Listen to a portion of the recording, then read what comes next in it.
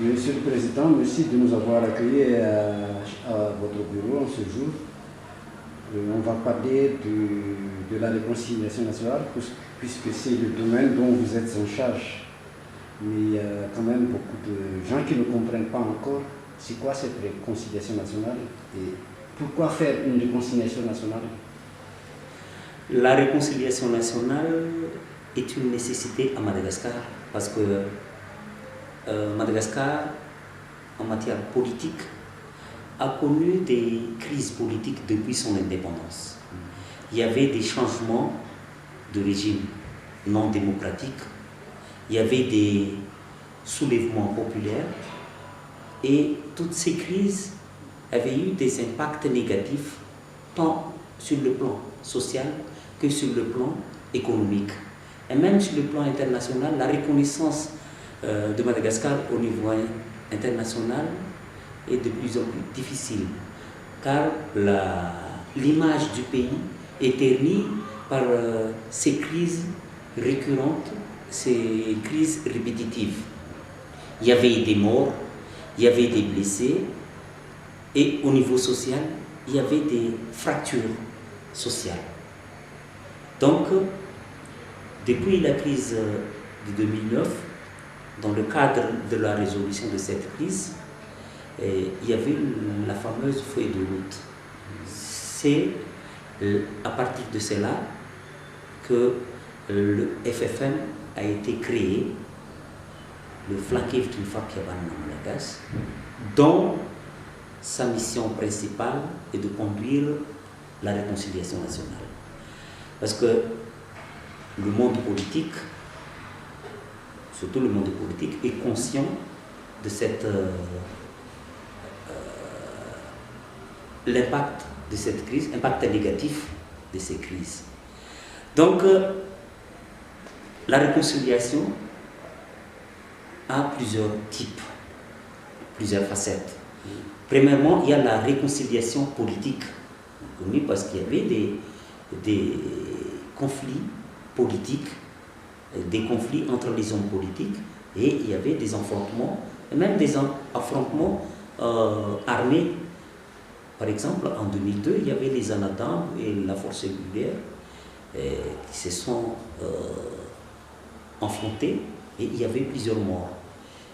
Donc, cette réconciliation politique se situe au niveau surtout de la classe politique et il y a plusieurs facettes. Par exemple, il y a l'éthique politique, il y a la réconciliation des hommes politiques sur certains points. Et deuxième type de réconciliation, c'est la réconciliation économique. Parce que les crises ont été comme origine, il y avait des rancœurs au niveau politique, économique, parce qu'il y a un développement non harmonieux de notre pays. On a parlé toujours de ce déséquilibre régional. Il y a certaines régions qui se sentent délaissées et d'autres sont considérées comme privilégiées. Ça crée des rapports entre malgaches. Et troisième, qui n'est pas la moindre, c'est la réconciliation à caractère historique ou social. Parce qu'à Madagascar, il y avait des guerres tribales pendant la période monarchique. Et durant cette période, il y avait des guerres intestines, il y avait des expéditions menées surtout par l'armée mère et il y avait une confrontation. Et ces guerres, disons monarchiques, a laissé des impacts, a laissé des traces et des séquelles jusqu'à nos jours. Parce que dans certaines régions de Madagascar, il y a des lacs, il y a des zones qui sont interdites aux mers ou à certaines tribus malgaches. Alors que s'il y a un ressortissant étranger qui débarque, on ne demande pas qu'il s'agit d'un Marseillais ou d'un Parisien ou d'un Chinois de Beijing ou d'un Indien de Cachemire. Mais entre nous malgaches, il y a cette ségrégation entre les différentes tribus à Madagascar. Ce sont des séquelles des guerres tribales. Il y avait aussi au niveau statut, il y a des descendants d'esclaves, des descendants des rois, et ça existe. Et actuellement, il y a certaines familles qui sont interdites de se marier avec une telle famille à cause de cette histoire. C'est notre histoire malgache. Donc, toutes ces composantes de la société malgache devraient être réconciliées. Et enfin, la réconciliation entre les hommes et la terre. Parce que les conflits fonciers à Madagascar, ça prend de l'ampleur depuis. Et par exemple, les affaires traitées par les juridictions à Madagascar, dans les tribunaux, à 80% sont liés à des problèmes fonciers. Et il y avait des impacts négatifs au niveau de la société. C'est la fracture au niveau de la société. Donc, en résumé, le CFM est là pour conduire le processus de réconciliation. Par rapport à ces différents types ces différentes facettes de réconciliation, est-ce que la démarche que vous suivez est toujours la même? Non. Il y avait, par exemple, depuis 1 an et demi, depuis l'existence du CFM, on a sillonné presque les régions de Madagascar, et chaque région a sa spécificité. Donc, il y a des réconciliations de type moderne au niveau politique, par exemple. Ça, c'est la réconciliation entre les différents partis politiques en cas de crise. Par exemple, l'amélioration du code électoral, par exemple. C'est une forme de réconciliation. La dernière crise de l'année dernière, en avril 2018, il y avait des crises des 73 députés contre le régime en place. Et on a pris la décision de réunir toutes les forces politiques, les grandes forces politiques, autour d'une table, qui s'était passée à l'annonciature à Évandre à 2 reprises, et qui avait abouti à une formation d'un gouvernement de consensus. Ça, c'est la forme, disons, politique de la réconciliation. Mais il y a des réconciliations à caractère, disons, ancestral. Donc, c'est une approche communautaire. Donc, il y a différentes approches selon les réalités.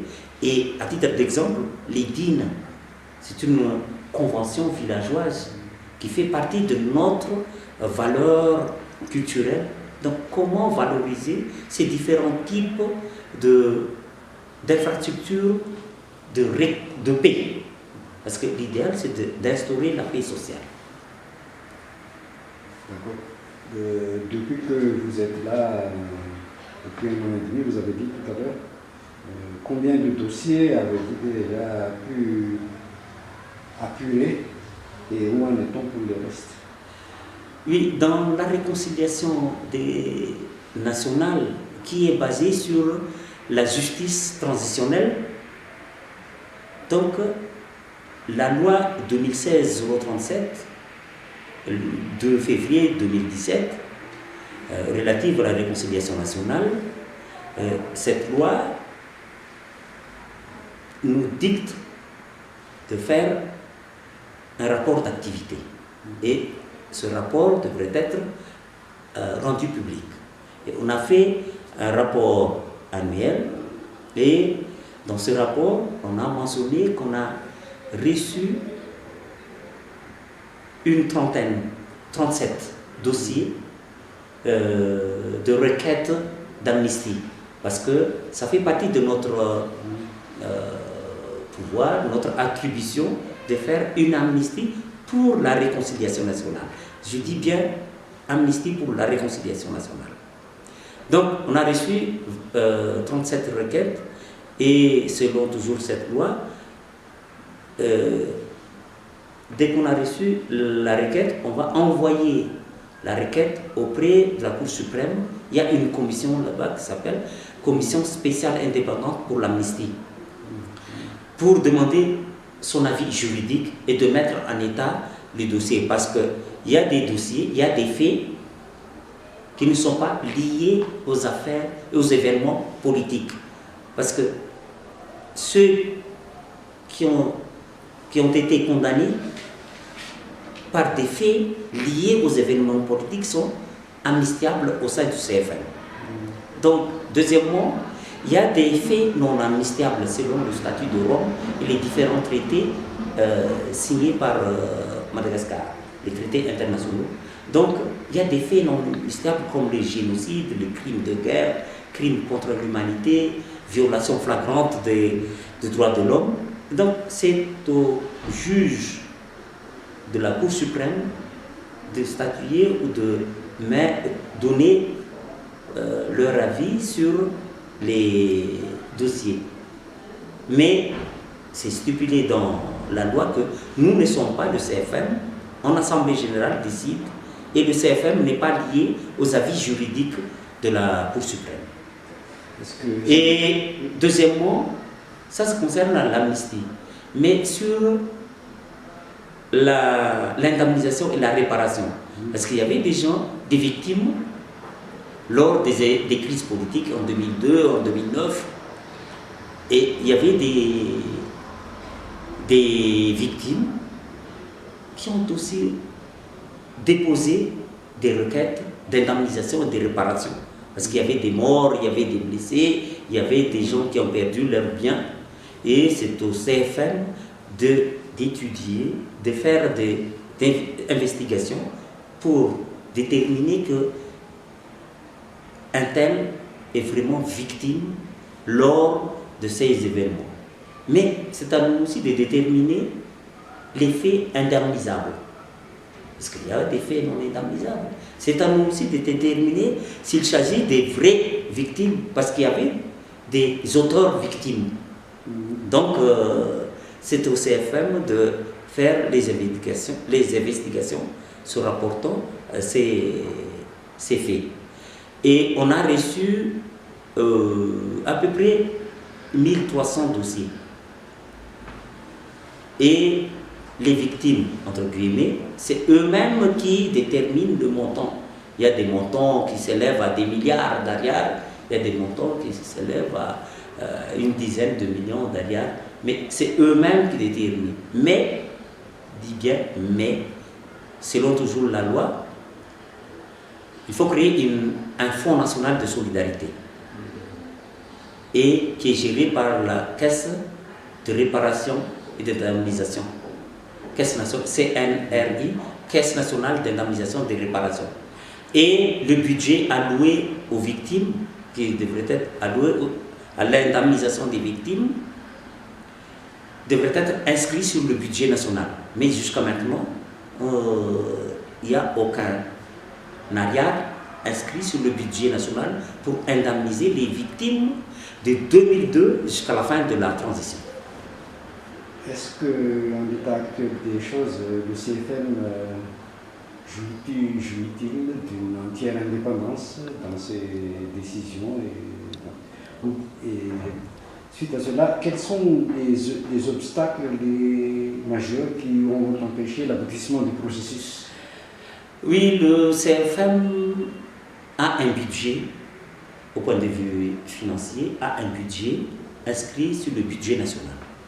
Deuxièmement, la crédibilité du CFM repose sur deux choses: son indépendance et sa neutralité. Si l'un ou l'autre, le CFM n'a pas d'indépendance vis-à-vis des hommes politiques, vis-à-vis des autres institutions, le CFM perd sa crédibilité.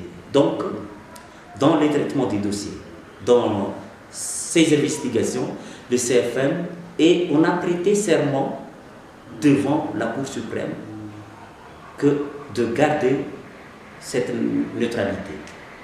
Et notre handicap, vous avez dit bien notre handicap, je dis bien que le CFM ne se cantonne seulement à Tana.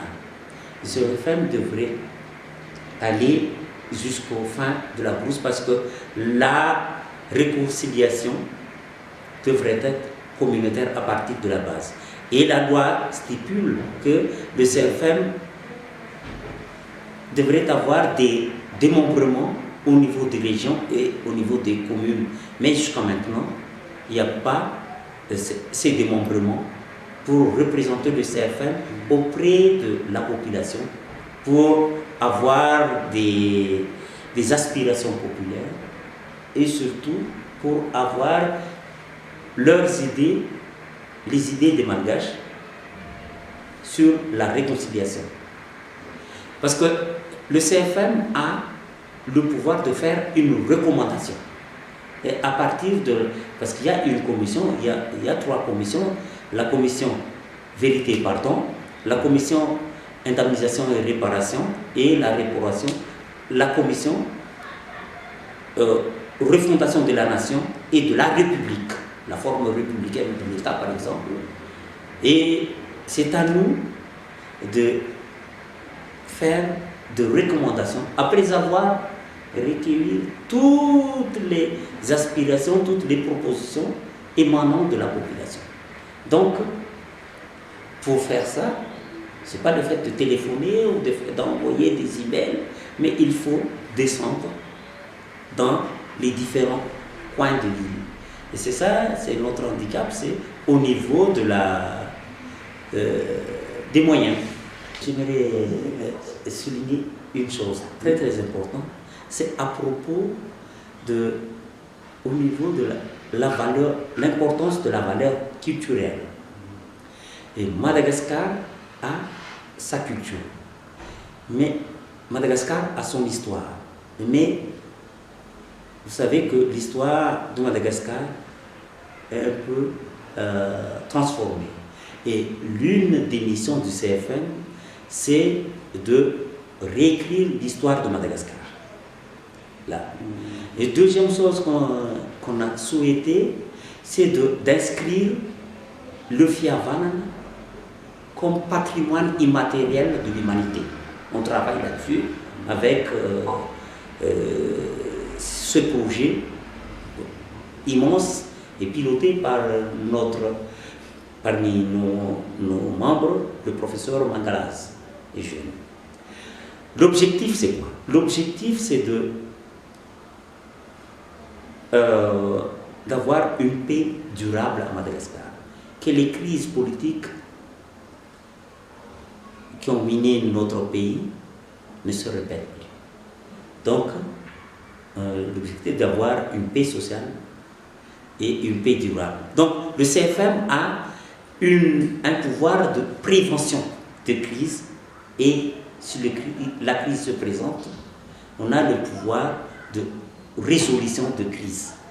Donc, il faut éviter les crises. C'est pour ça qu'on a travaillé surtout sur la valorisation des infrastructures de paix de type traditionnel, comme le GIV, le DIN. On travaille surtout sur le cadrage du DIN dans tout Madagascar en matière d'instauration de la sécurité. Parce qu'il n'y a pas de développement sans stabilité politique. Et il n'y a pas de stabilité politique sans paix sociale. Donc, c'est la trilogie. Pour terminer, est-ce qu'on peut parler un peu de politique? Donc, vous, personnellement, comment voyez-vous la situation actuelle dans le pays? La situation politique, je veux dire. Bon, Madagascar a connu pour la deuxième fois un changement de régime démocratique. Il y avait une élection démocratique. Parce que je tiens à souligner que la mauvaise gouvernance électorale est l'une des causes de la crise électorale à Madagascar. Parce que presque la crise qui s'est déroulée à Madagascar, il s'agit d'une crise post-électorale. Donc, cette fois-ci, Madagascar malgré les quelques irrégularités, je dis bien que c'est pour ça qu'on a pris la décision avec quelques entités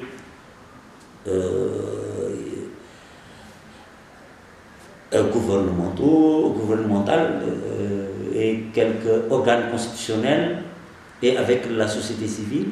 Vous savez, il y a la charte de bonne conduite pour les candidats lors de l'élection présidentielle.